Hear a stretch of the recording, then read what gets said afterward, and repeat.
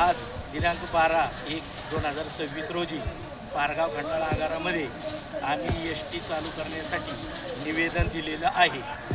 ते Pargaon Khandala आगाराचे depot manager यांनी 4 दिवसामध्ये दखल नाही घेतली तर आम्ही आंदोलन छेडणार आहोत.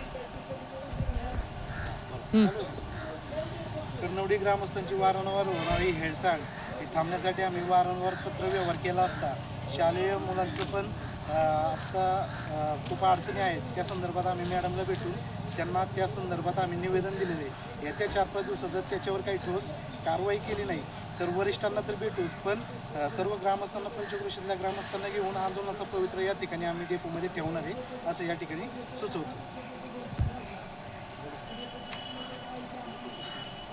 बोला की बोला.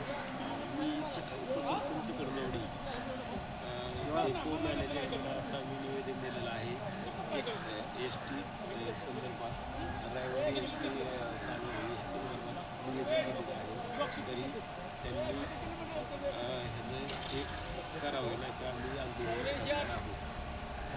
मला हे एस टीसाठी ज्या खटापटी करतात ते आपले सातारा जिल्ह्याचे अध्यक्ष वंजारी समाजाचे नितीन पवार, तसेच आपल्या संप्रदायिकचे जालिंदर जाधव, व्हाईस चेअरमन, आपले चेअरमन कर्नल गावचे माजी चेअरमन पोपटराव सराटे, तसेच सरपंच, उपसरपंच तानाजी जाधव आणि आमचे दाजी शेडगे यांनी सहकार्य केले. एस टी चालू व्हावा अशी सगळ्यांची प्रयत्न आहे मनापासून.